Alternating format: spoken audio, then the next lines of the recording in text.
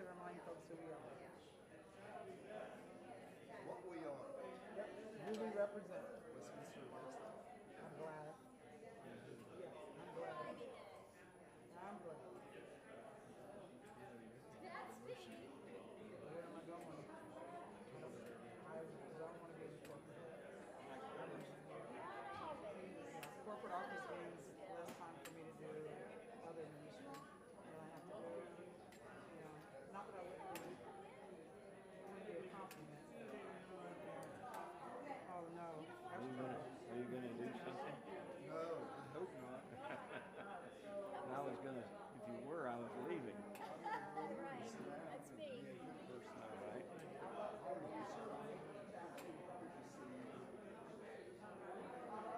Hello, young man. I've heard so many good things about you. It's embarrassing.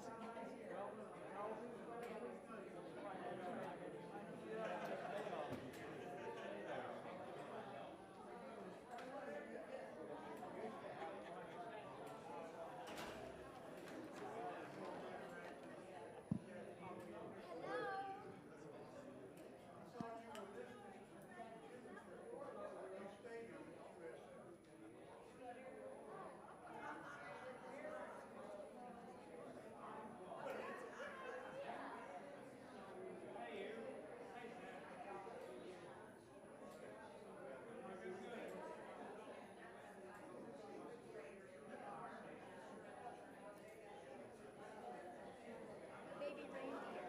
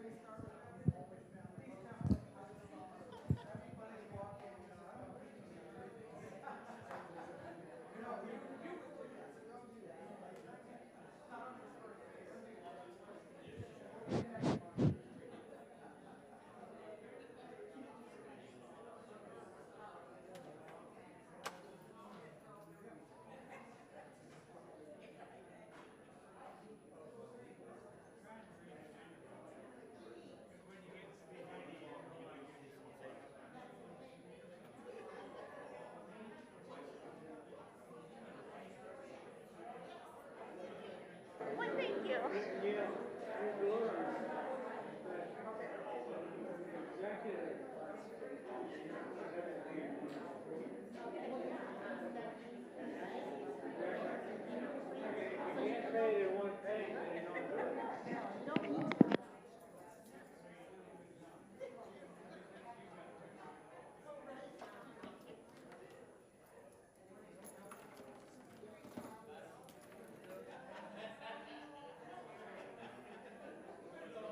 Hi. Well, we were gonna. No, you're good. We're wait on you. Yeah.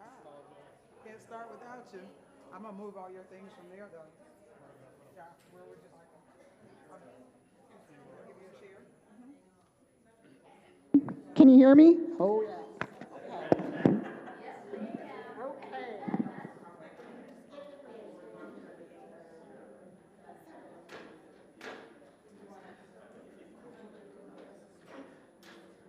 I think we said it, you were first off with prayer.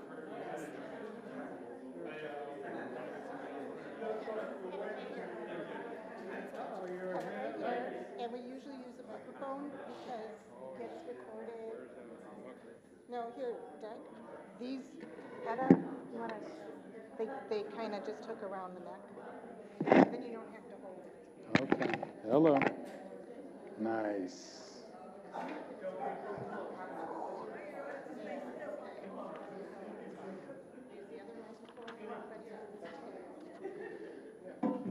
Well, welcome everybody. Good morning. I apologize for being a few minutes tardy. Have a few folks coming in. It's good to see everybody. I hear we're being recorded.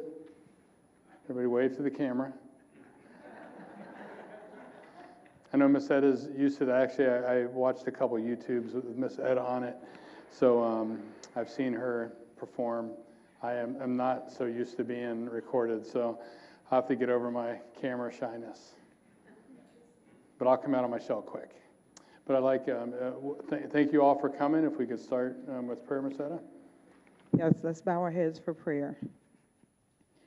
Heavenly Father, as we center our thoughts and center our minds in this Advent season, our first focus is on hope. Hope for a better tomorrow, hope for a better today, hope for a better community, hope for a better friend, a better neighbor, a better family member, a better spouse, a better child. But that hope all begins with us. Help us to realize that we are the hope for this world. We are the light that shines in a dark place. And we're grateful that this community is a community of hope, where we can join hands with one another and work for your kingdom, for the betterment of this world, for the betterment of our community, for the betterment of one another. Bless us in our meeting today. In Jesus' name, amen. Okay. So this is my first official chat with Doug, so I will begin by apologizing. It'll be a little choppy. I work through the agenda. I think we're going to have some folks come up and give different reports. Correct? Back there, Rick, right? And we will go through it, and then at the end, if there's questions, I'll give you an update of what's going on in the community that I'm aware of, and then we'll have some Q&A opportunities, some questions and answer opportunities after that. Everybody can hear me all right? Do I need to speak louder? I'm good? Okay. So, if you have questions at the end or during, I'm open to taking questions. I have a couple of the presentations, I think, or at least one for Miss for Miss Tasha, who's out on vacation right now. I'll be giving hers. But I think we start, actually, with Miss Cher, right? I think I printed yours out, but yours is the only one I could get to print out. So.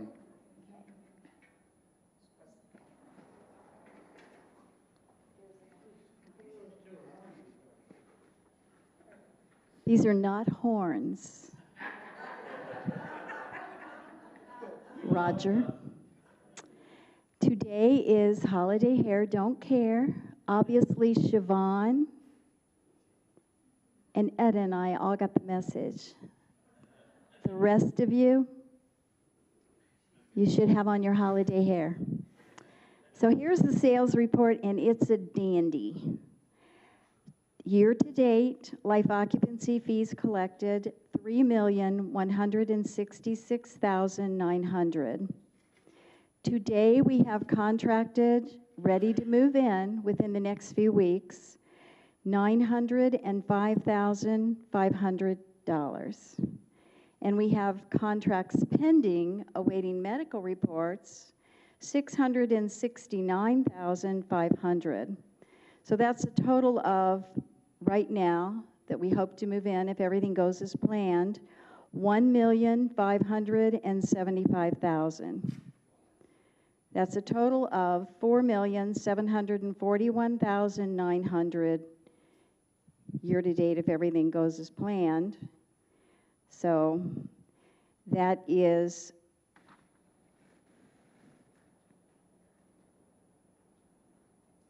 $2,356,900 more than 2022 all year long. That's good to hear, right? It is good to hear. Now, if, and this won't happen, but if it could happen, we could collect $28,100 more, we would be double from last year. So, and the reason I say it won't happen is because we have construction. And these are our scheduled move-ins. So these are your new neighbors coming. Deborah Porter is moving into 420 Talley Street in the next couple of days. She's very happy. She only has to remember Palmers are across the street and Palmers are next door. So she already knows her neighbors' names by heart. Tom Mook, the actor we talked about before, who was in a couple of plays at Community Theater, is moving into 579 Terrace Gardens Drive. Carol Hoffman is moving into apartment A107. Mary Acevedo moving into 804 Lakeside Court. Dr. Alan Harvey moving into 802 Lakeside Court. Allison Braun is so excited. She's going to move in when she's 62, and she just listed her house a minute ago, and she just sent me the link. So she's moving into 543 Terrace Gardens Drive. Janet Forney is moving into 542 Waverly Court. And Lanny and Pam Cardwell are moving into 739 Terrace Gardens. So we added really just one to the waiting list in December, which I forgot to put on my report because I was kind of waiting for their application. Total on the waiting list, we have 33. So this year, we've had 41 residents transfer. One in the process of transferring today. We've had 23 move-ins, and we have a couple more transfers that we're working on right now. So 27 deaths, and that's where these homes come from, and these duplexes and these triplexes that the new residents are moving into. We have 2 houses unsold right now. One of them we're finishing some work in the kitchen, and the other one we're working on. And we have 4 duplexes with notice to transfer and 7 apartments unsold. So it's been a good year and a busy year, and every time we turn around, we have something else and a new opportunity for a new neighbor. And they're all anxious to meet all of you. And thank you very much. All right. That's outstanding. So anybody have any questions about that, about the move-ins, transitions, the capital that's generated as a result of that? Yes, sir. Sheriff be considered a valuable employee? I think so. I think so. I think so. You know, it'd be interesting to know how many units represent these numbers. $1 million doesn't mean much. How many units? So the question is, oh, see, I got a little reminder there, a little reminder tap. The question is, and we can ask Ms. Scher, how many units, right, does it take to represent these numbers? How many units transitioned over the course of a year? We'll give her a few minutes to look up that data. But how many units sold to equal that number? That's 23 move-ins so far. And then 1, 2, 3, 4, 5, 6, 7, 8 move-ins scheduled. So 23 move-ins so far, so 23 units plus 8, right? So 31, right? So 31 units, right? And that could have been the unit that was previously occupied as well. All right, so not 31 new units. All right, any other questions about that? No? All right, I'm going to go to the next section, which is our life enrichment component, which Tasha, I'm told, normally presents, but since she's not here, I am going to go down through the list. So if there's any questions as we go, please raise your hand or tell me to stop, and I will try to elaborate. But the life enrichment December ALF programming, today at 3 p.m., we have, I guess, a Christmas wreath being maybe constructed on the second floor. Yep, Christmas wreath craft on the second floor in the ALF. On the 7th at 2 p.m., we have a resident staff holiday social in the main dining room. On the same day, on the 7th, at 10 a.m., we have the Pearl Harbor ceremony in the main dining room. On December 8th at 3 p.m., we have the recorder concert in the chapel with Mr. Collier. I don't know if I read that correctly. Recorder concert. So I'll learn what all this stuff is. Today's my 3rd day. Right? Go easy on me, folks. All right, but I'll get there. On 12/9, which is a Saturday, at 9 a.m., we have the Alzheimer's Walk that'll be at Bonnet Springs Park. Our team here at Florida Presbyterian Home is the FPH Memory Makers. Right, that is on Saturday the 9th. On 12/11 at 10 a.m., we have a cello concert in the Helen Berry Garden. That's at 10 a.m. on the 11th, cello in the garden. On the 12th at 6 p.m. in the ALF, there'll be Christmas caroling. And then on the 13th at 3 p.m., there'll be Christmas music with the, no, I'm not going to pronounce this correct. The Dunamans? Dunamans. That was going to be my other guess. Dunamans, who I believe performed yesterday, right? Was that the couple? No, that was Jerry and Carol. Who was, if they're here, Jerry and Carol, are you here? That was great. It was awesome. I liked hearing that.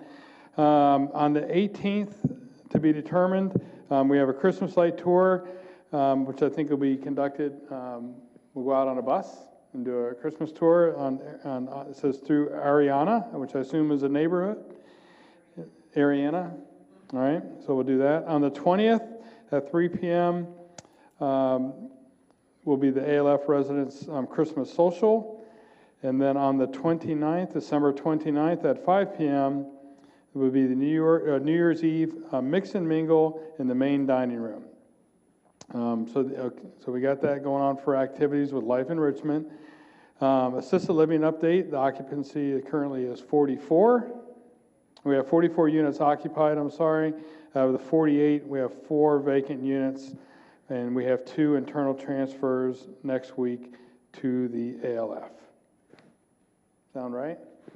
Okay, I didn't think we had 4 open units. We have 1 internal transfer right now, happening right now. Okay, all right, so there you go. So those units seem to be quickly occupied as they become available. So any question about that? Life Enrichment, I am meeting this Friday with Allison for the first time for a one-on-one. I've seen her around campus. You know, Allison is our wellness coordinator. You all probably know who she is. I've just seen her. She's always going somewhere. So hopefully that doesn't mean she's going away from me, but she's on the way to do an activity or help with a function with you all. So any questions about Life Enrichment or the ALF? Because that was a two-parter actually there. I didn't see. Any questions about what's happened in the assisted living facility, occupancy, Life Enrichment programs? I want to say that Allison puts out a calendar for everybody, right? Electronically, probably on print currently. I'm getting a bunch of head nods this way, which is good. Okay. Everybody really, I've gotten feedback that everybody would prefer everything just to be electronic. Right here, no? No. Well, just one. So we only need to make one printout for her. Everybody else, we're going to save a lot of paper. And 2 printouts, okay. All right.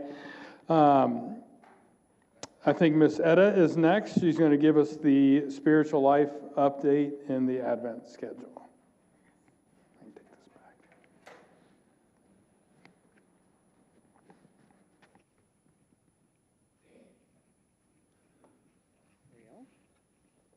Oh.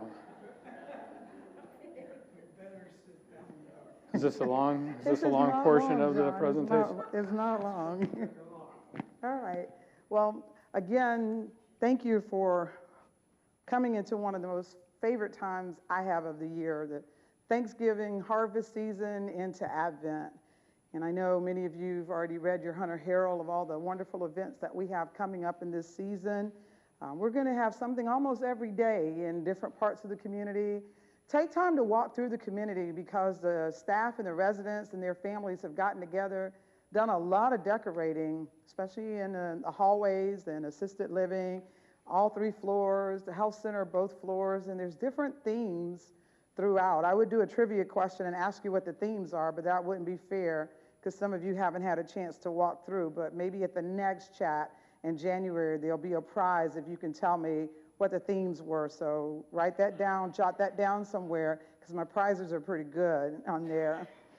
In the chapel, does anybody know what week of Advent we're celebrating? What's our theme word for Advent for this week? Well, you're supposed to raise your hand and answer. Somebody help me out, Kathy. Okay, so you win a prize. So for saying hope, you get one of the last 4 poinsettias that I have to get rid of.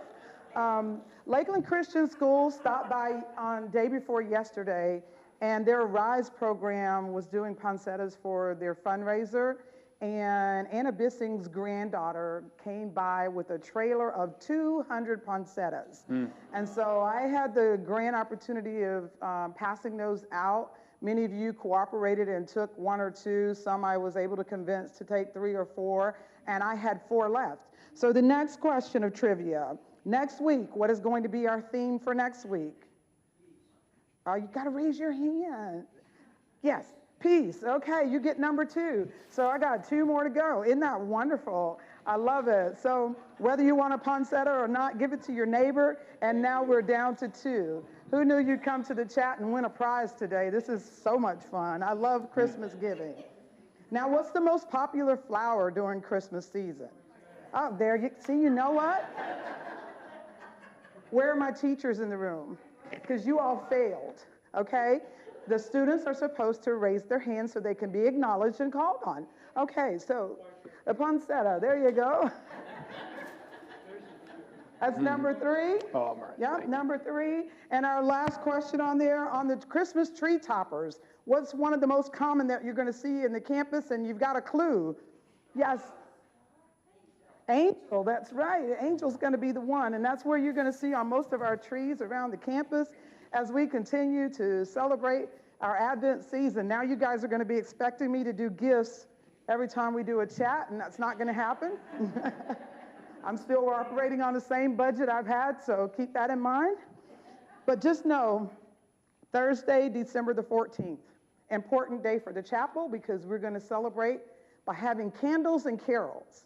Now, this is something that I don't believe has happened in the chapel in a very long time. It hasn't happened since I've been in chaplain, but we're going to sing songs. We're also going to do verses that our spiritual life committee are going to lead us in the reading for those scripture verses. And we are actually going to have live candles in the chapel for our candle service. Now, I'm not going to tell you exactly what we're doing with them and how that order is going to go. You got to come so you can see. And the beauty of the service is again, we're in the Advent season. We get to celebrate the coming of our Lord Jesus Christ, and then to look forward to his second coming. And after we celebrate with the choir and we celebrate with the residents, we're going to all, repeat after me, we're going to all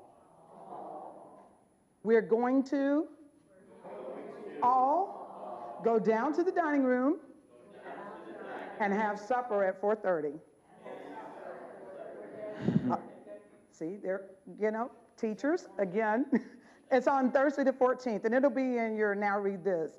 The beauty of that service is after the service, your meal is going to be complimentary. So you don't have to worry about the charge. You just come and you just enjoy. But I need you to sign up. I don't want you not to sign up and you come and find out that we ran out of Cornish hen, okay? Because that is the menu for that evening. We're going to do Cornish hen and wild rice. So come and sign up with Thelma in advance so I get a good count so I know how many people to set up for. It's Thursday, December the 14th at 3:30 for the service, 4:30 for the dinner. And I'd like you to attend both, but if you can't do both because you got a previous appointment, make sure you come for the dinner on there so you can enjoy some fellowship around the tables. Then on Tuesday, December the 19th, we're going to have our sing-along in the chapel. We'll be doing Christmas hymns as well as favorite Christmas songs. And our joyful singers have really put together a great program for that. They've been rehearsing. So let's enjoy that time of fellowship. Two things. I'm sorry. See, I told you I was going to be longer than Doug today. 2 things. You have seen an announcement in the Hunter Herald, but you will see it and Now Read This. And many of you are already ahead because of Martha Pope, Ann Kinsley, and Judy Blevins. You will be receiving a candle. Your candle looks like this, and it'll have a tag at the bottom that says The Warmest, Brightest Christmas at FPH 2023. Your instructions in your Now Read This will tell you beginning December the 10th, which is Sunday. In the evening at 5:30, we would like you all to make a reminder to turn on your candle. We've made it very simple. To turn on your candle, push the flame down. To turn off your candle, push the flame down. Everybody got that? Push on, push off. I heard it was better than the clapper, so that's why I ordered these. So if you haven't gotten your candle today and you want it today, then see me after the meeting, and I've got them divided by sections so I can check you off. If you don't get yours today, that means I have to deliver it to you between tomorrow and Friday, so you'll have yours by Sunday, okay? So let's make sure we get our candles. We're gonna light them between 5:30 and 7:30. That'll be in your Now Read This, so you don't need to remember everything that I'm saying. But between 5:30 and 7:30, we're gonna drive through the community and encourage people to drive through the community, our residents and our staff, to see the continuity, the unity, the warmth, the love of Christ that exists in our community.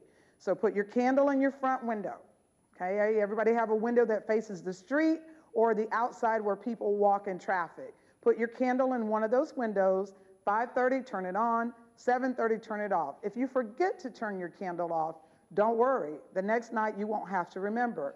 You have Energizer batteries that should last us through the season.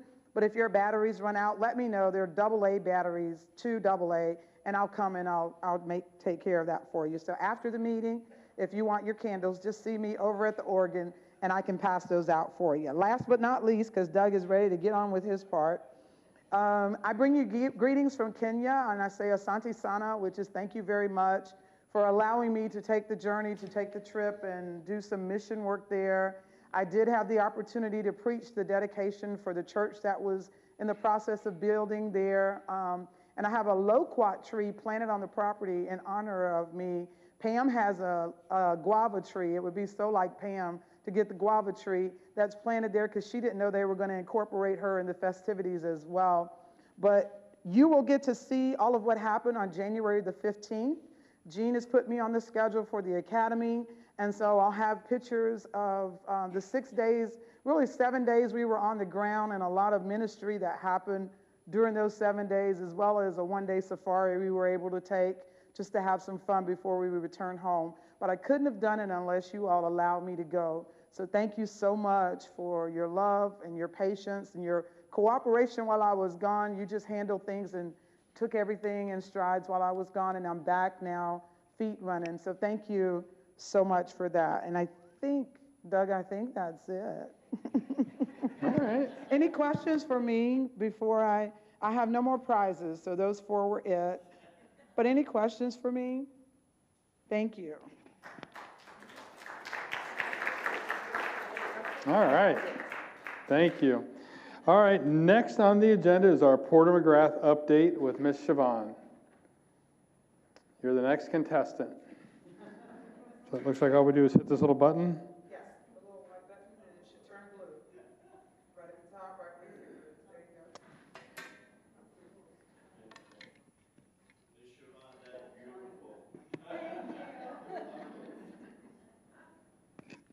go. Today is day 3 of our 12 days of Christmas, and we were supposed to wear something on our heads today. So this is what I chose. Thank you.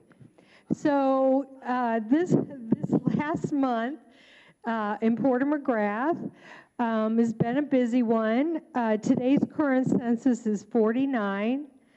That's out of 66 right now available.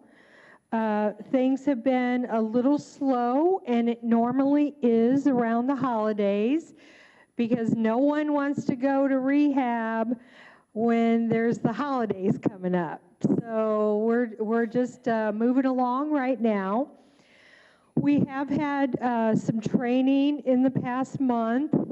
As most of you know, I keep reporting month after month that our survey, our last survey was the end of February, beginning of March of 2022.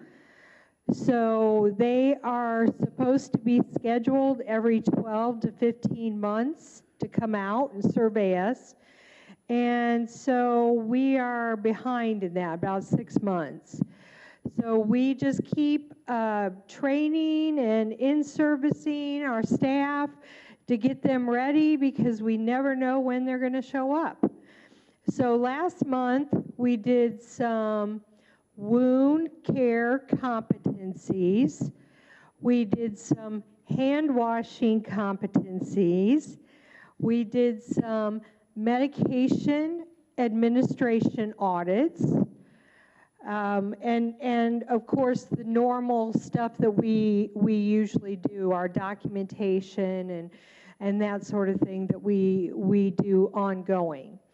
So we continue to do that. I do have to report to you that I think over the last month, we've had only 8 hours of agency for the whole month. So, and that was because of an emergency that a staff member had, and we didn't have enough time to fill the position, so we had to reach out to agency. So that's a good thing. That's saving us from where we were 3 to 4 months ago. That's saving us about $100,000 a month. So that is a good thing. Any questions for me for Porter McGrath? We continue to hire. Right now we have 2 part-time nurse positions open. One is 11 to 7 and one is a 7 to 3. And I believe we have 1 full-time CNA position open. So not very much, which is good. And that's why we want to keep developing our team, doing the in-services, doing the training, so that they can feel like they're invested in and they'll want to stay with us. Okay? All right. Yes. Do you reach out to the public so the public realizes that we need people here? How does that work? So, How do you get the employees to come in and stay? okay. Is the price the same as the outside? So the question is, how do we get people to come in and want to work here and want to stay, and is their salary comparative? So let me answer the first question. So yes, we do marketing. We get out there, we market to assisted living facilities that stand alone, that don't have what we have here, the continuum. So when they need to go to the hospital and they need rehab, we want them to choose us. So we market to standalone assisted living. We market to doctors' offices, because doctors, if you know how it is between a patient and a doctor. You have that trust.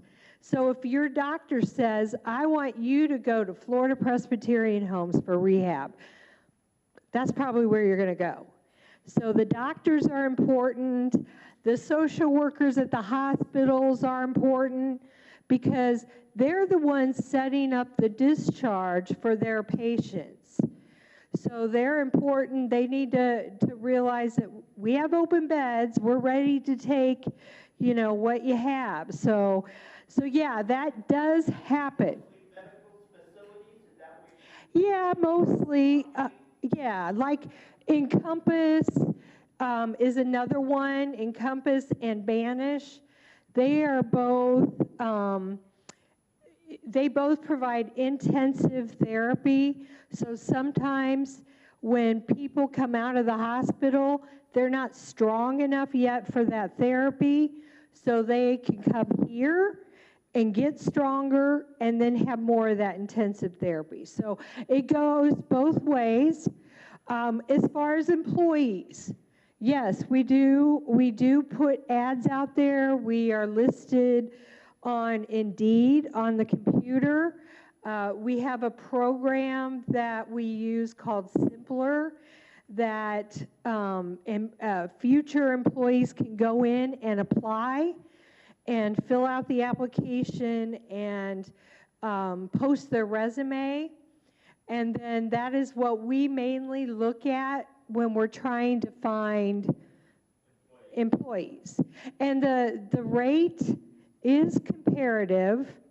Westminster, as a matter of fact, we just went through wages for all positions, and Westminster is very good at this because they do a wage analysis about twice a year. So they look at all of the areas of where their buildings are located, and they'll do wage analysis. So I can tell you that recently they came to us, and some of the wages changed. So that's a good thing. Yeah. Yeah. Hope I didn't provide you with too much, but that's... Anybody else? Yes.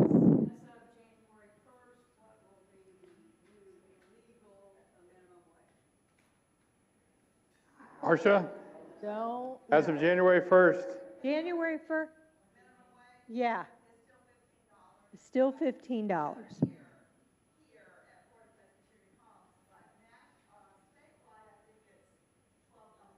There's 12. Yeah, so nationally it's 12. Here at Florida Presbyterian it's 15. I think you had to have the 15 up by next year, there's a date, there's a deadline.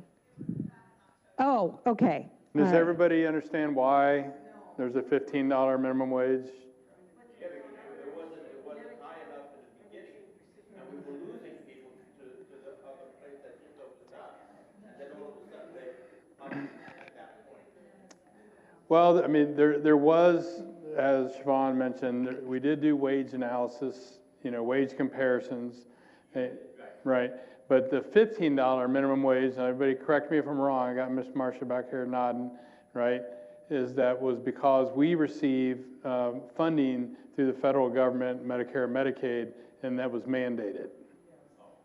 Okay, so it was not because the Department of Labor said this is the minimum wage nationally.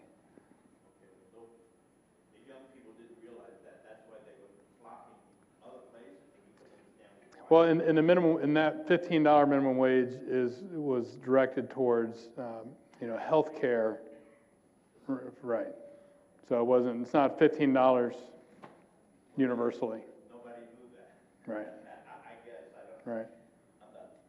So the cost for care, right, has been driven up, by that. Because there's compression, you get, an LPN that was closer to that, they have to make more. An RN that was closer to the LPN, they have to make more.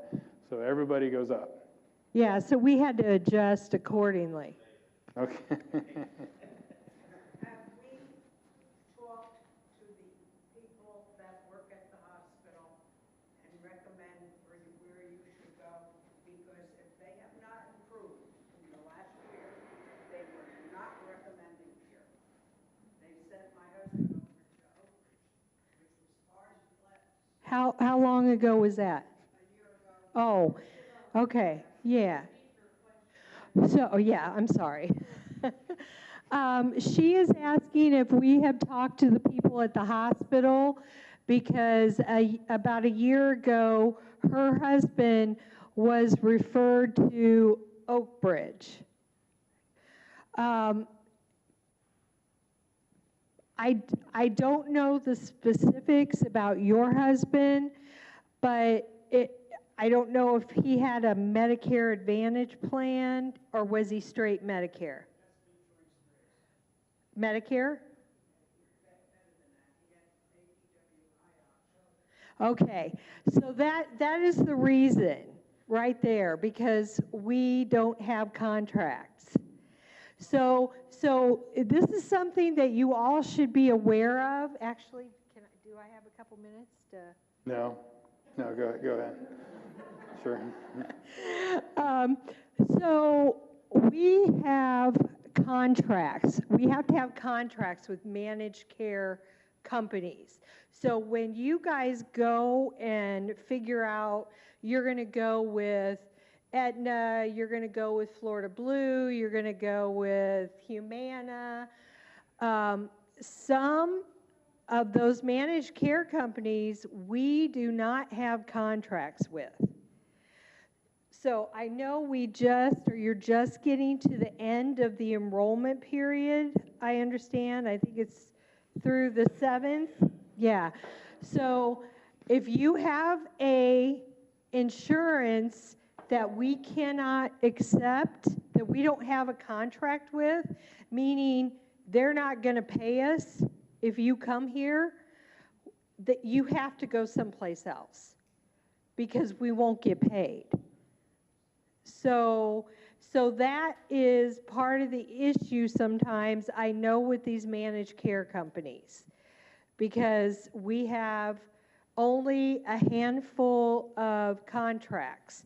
Now, we do work with someone that is trying to get us more contracts, which is good, but for right now, at this time, we just have to go with what we have, okay? As far as individuals, as far as the residents, people that live here, and we don't know what kind of contracts you have, so we can't make a decision of who we should take and who we should not. Nothing is published for the public Right. to say, I can come to Presbyterian. If I had a list of names that you carry for contracts, maybe the residents would understand, no, I don't want to go with Medicare, I want to go with this particular one. We don't have that. Yeah. Well, and we do have a list. Rhonda in admissions can tell you who we have contracts with.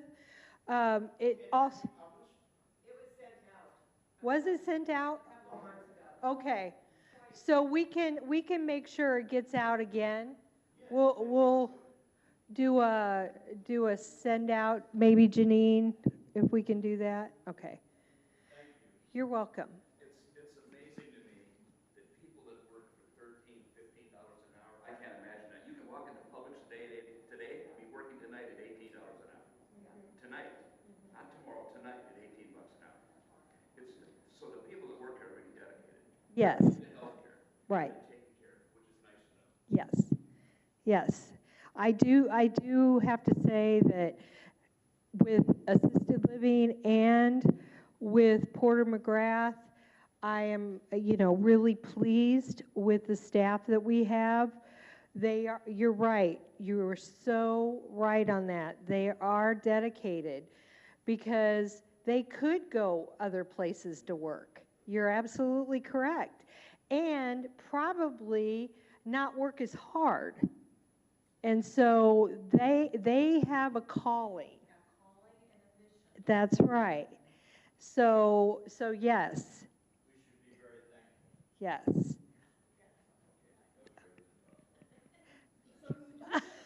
I'm sorry. You do take straight Medicare. Yes.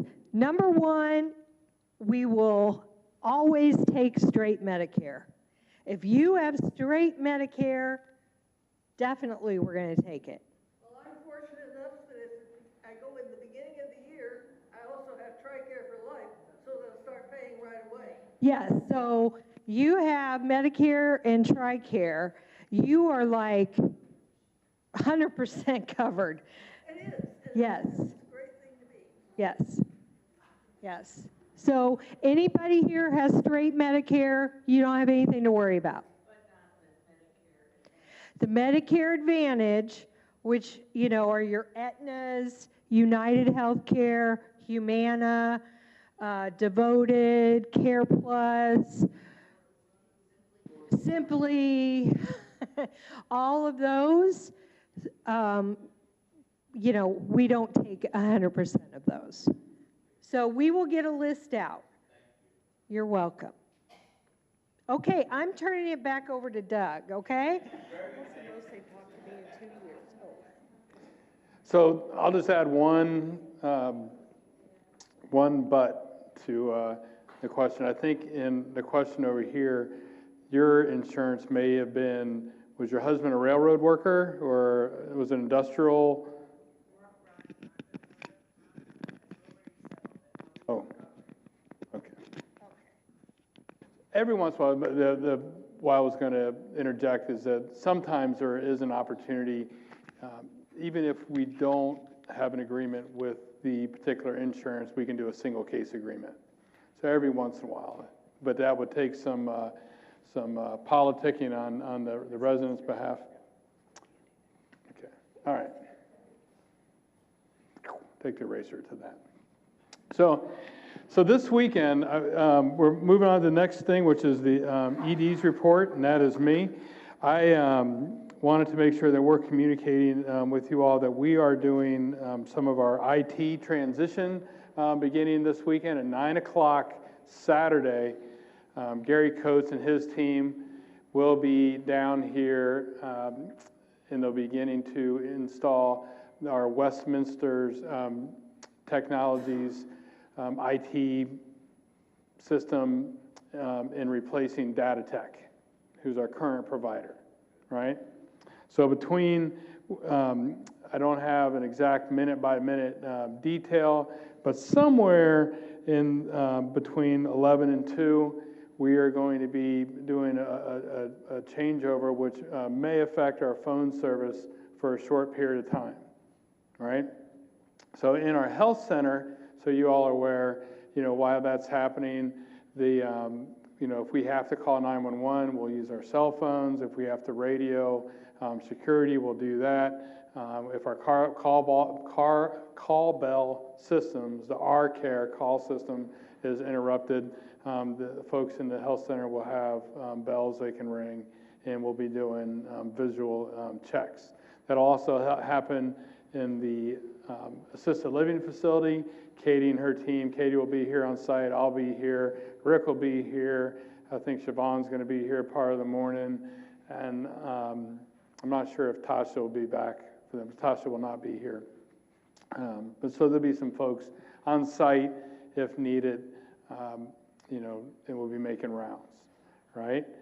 So again, if you're in a house, right, and when you have a pull cord in there, right, which everyone does, and something were to happen, I would request on Saturday in particular that you use your cell phone, right, and call security. If it's a 911 emergency, please call 911, right? I'm going to send out a little note. Yes, we're trying to confirm. The question was, is this coming out in writing? Miss Etta will get it into my head eventually. She's my conscience out there. But the question is, will we be getting this information out to you in writing? And yes, we'll get a note out one way or another, right, through our various communication means, right? So the big thing is there's going to be a short phone interruption somewhere between 11 and 2. There's going to be a short nurse call or the R-Care system interruption between 11 and 2. Why they make that. We have downtime forms that we're going to be using and printing out, meaning our electronic health record that's normally online. Since that won't be accessible when the systems go down, we'll have paper forms that we'll be using in our health center and in the ALF. Anybody have any questions about that?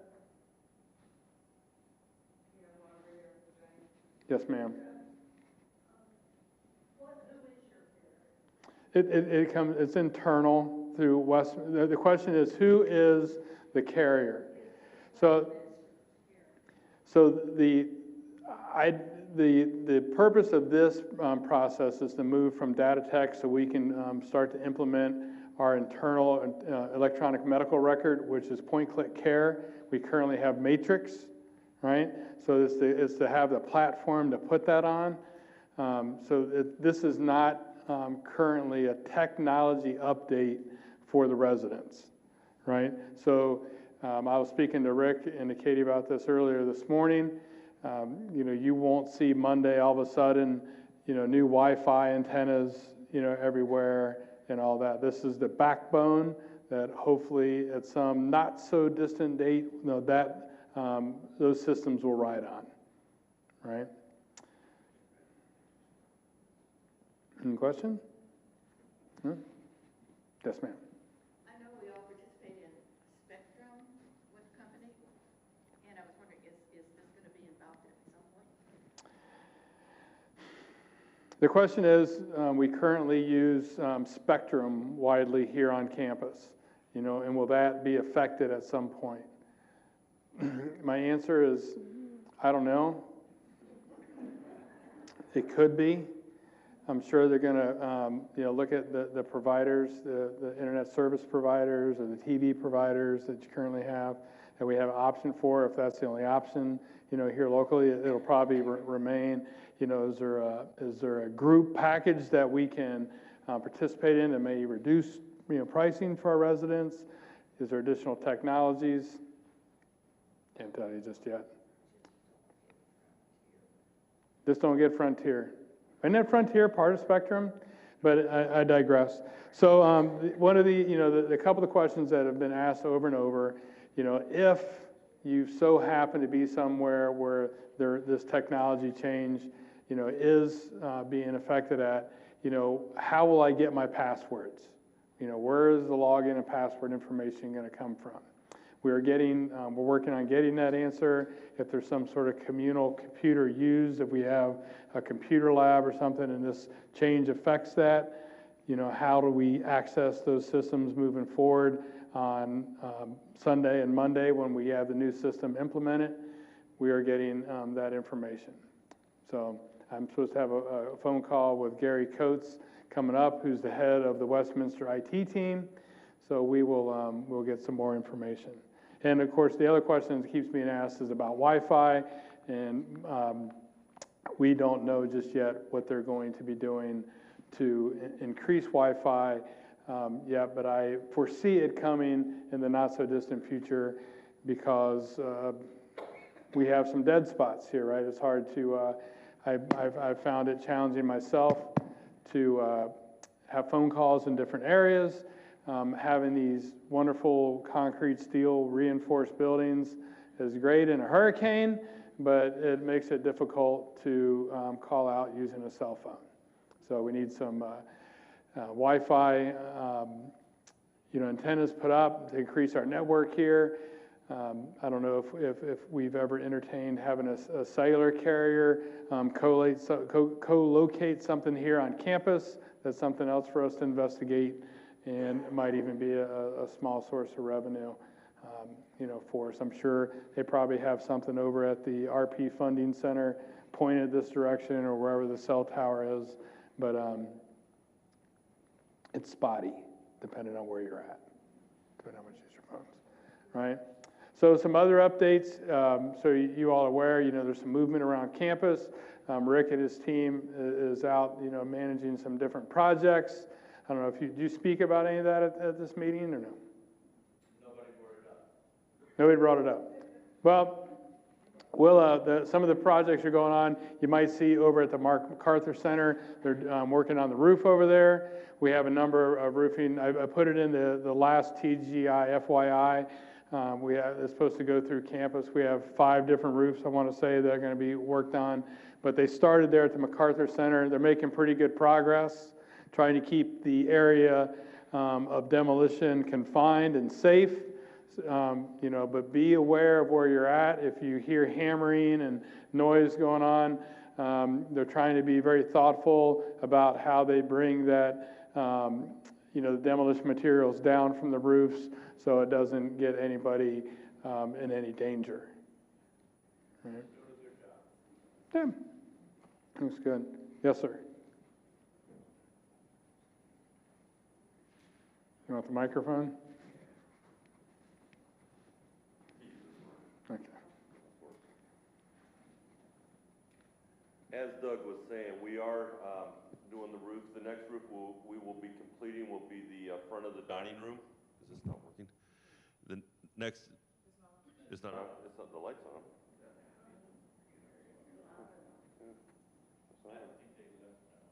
Is that one? Is there another one?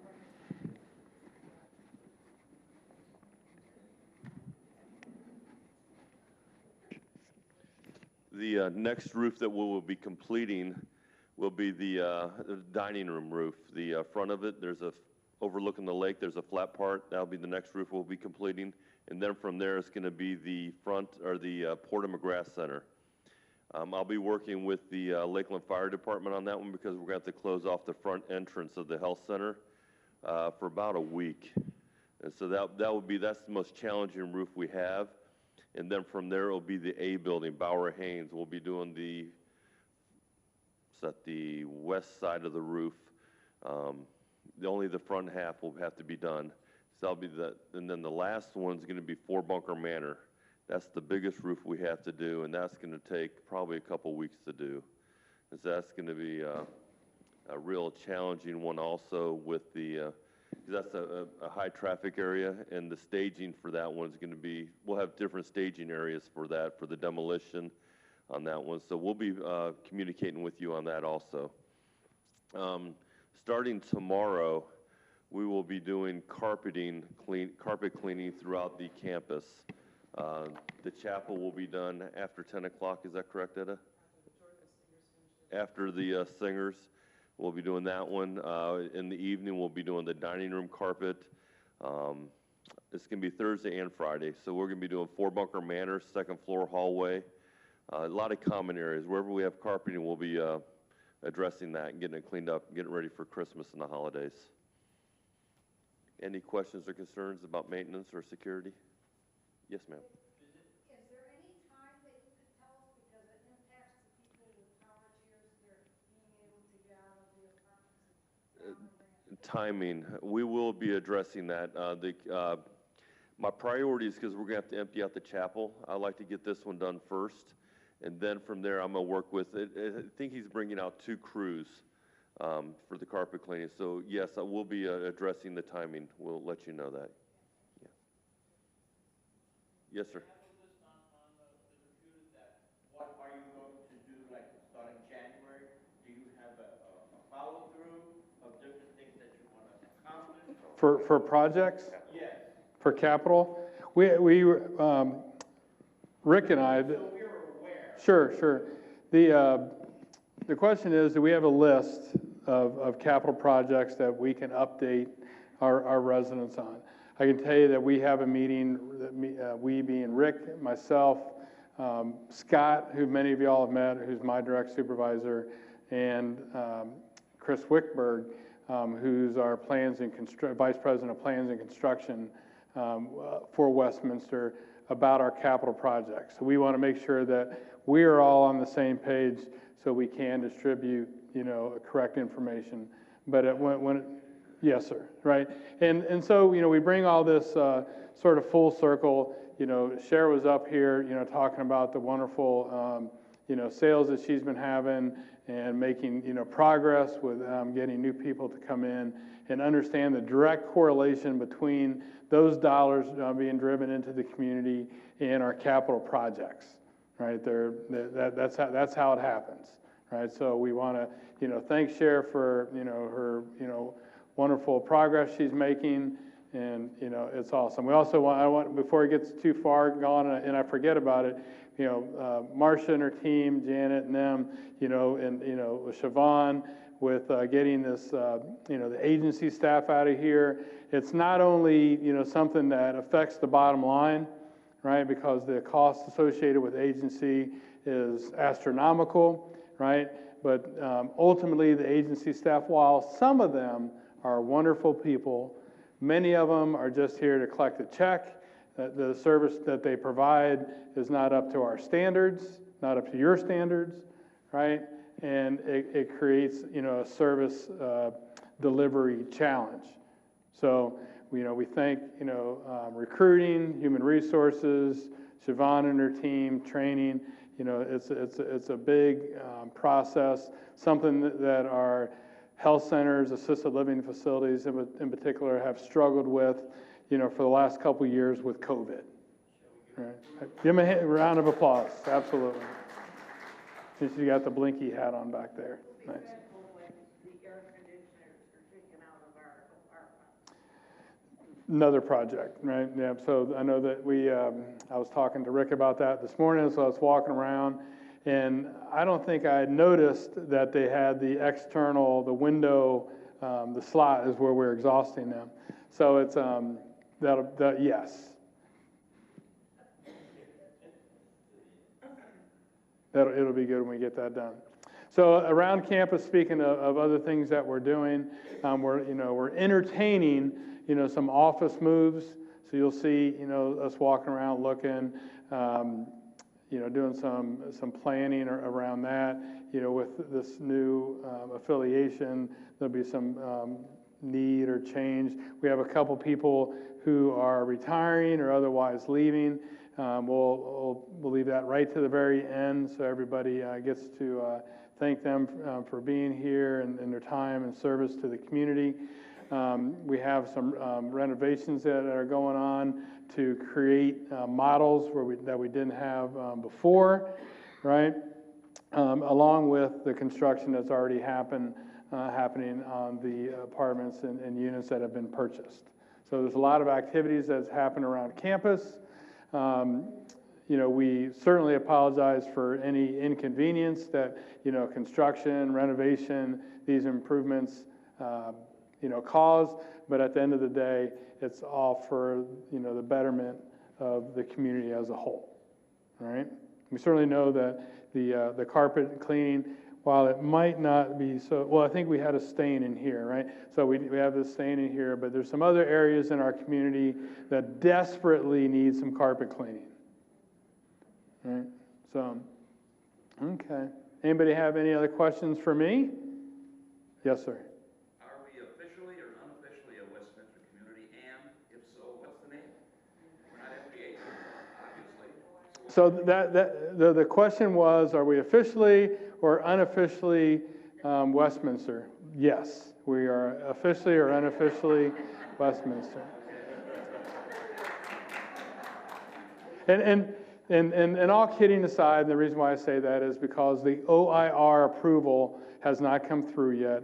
We have to the 11th of this month to reply to the audit that was conducted. There were some discoveries that was made in there. And I can tell you, I've read through all of them. Joe's worked on them, had different departments work on them, to answer them. Most of it is sort of paper compliance issues, meaning that there's certain disclosures that we're required to make, whether it be to somebody who's purchasing an apartment or a house, or during annual meetings, or fee changes, all these compliance things that we're required to disclose.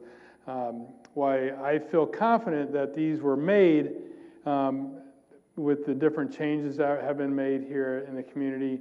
Sometimes it's hard to put your hands on that documentation, right? So if we don't have that documentation, the OIR is asking for that. We don't have it. We just have to have a plan in place moving forward, how we're going to make sure that we do that correctly going forward. We publish things here. We have to have a name. We call it Westminster Lakeland, Westminster Cincinnati. The question was, is there a name yet?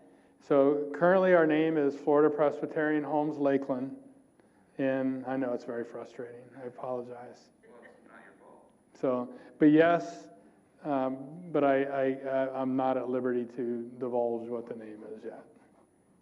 Done by the end of the month. I don't know.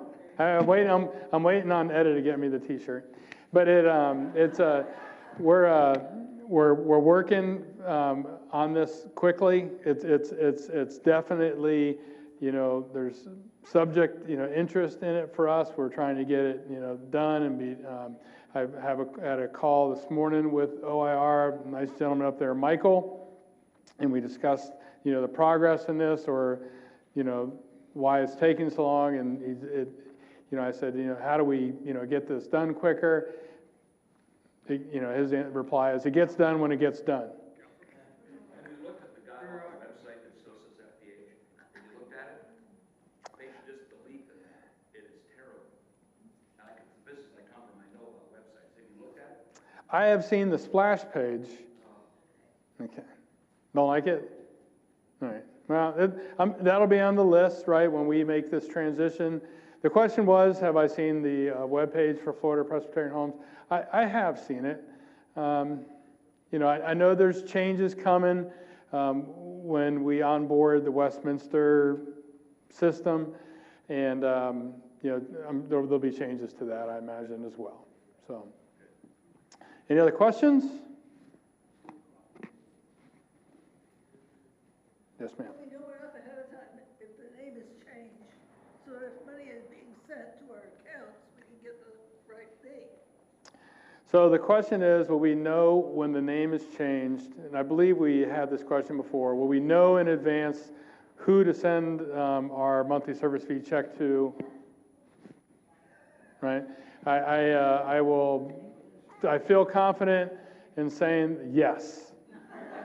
That Westminster will ensure that Doug informs you with sufficient notice of where to send your monthly service fees. All right, and that'll be broadcasted out.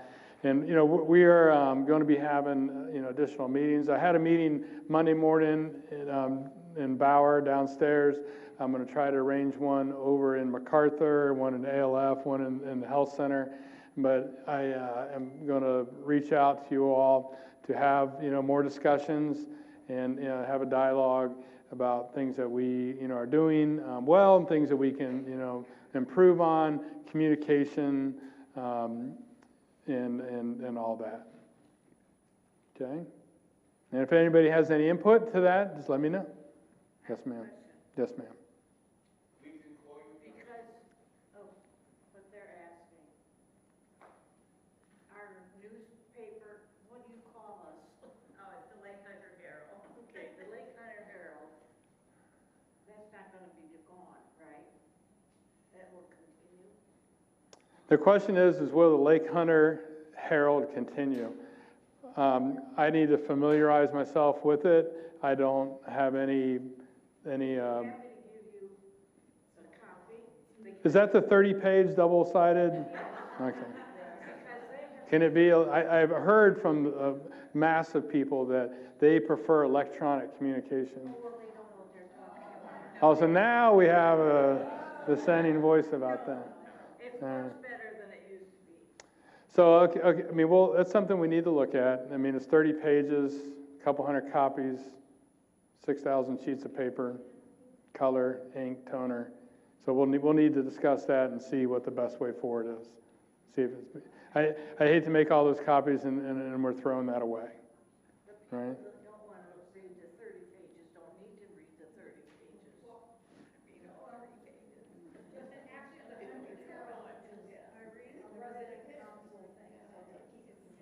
The difference is who pays for it, because right now the resident council doesn't, administration. And so, the question is how is the Lake Hunter resident newspaper financed? And please don't misinterpret my comments as being pro or negative towards it at all. I've seen it as all, and we were just trying to make some observations. If it's informative and it's something that we use, we'll continue it in some way, shape, or form, and we'll figure out everything else. It pays very well. We hate to miss the monthly check.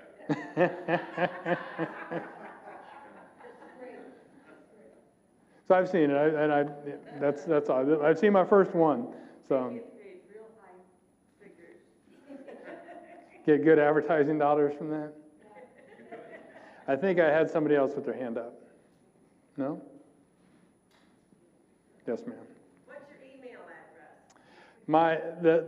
I think I'm safe to say, if I don't know if anybody wants to write this down, and I can also have Janine email it out to the column all, just so everybody has it if we have your email. But it's D Pinson, P as in Paul, INSON. So D Doug Pinson, my last name, P as in Paul, INSON at wservices.org. wservices.org. D Pinson at wservices.org. Okay. And Miss Janine will get that. So before we go, I want to make 2 announcements, right? Speaking of Miss Janine, tomorrow's Janine's last day, right? She's got a place down, new position. It's going to fit her needs in her life a little bit better. We wish Miss Janine the best, right? Thank her for her service. And in case you don't know, Miss Marcia will be leaving. We may have another meeting before that happens, right? So I don't want to push her out the door too soon. But Miss Marcia has made it out the other side, and she's going to be retiring. So we thank Miss Marcia for her service. It's my understanding that she's going to remain active in the Rotary Chamber, some other things, right? So, which I hope to engage my personal activity with those groups as well here coming up. All right. Any final words? Nothing? Okay. All right. Well, thank you all. Have a good day. I appreciate everybody's support.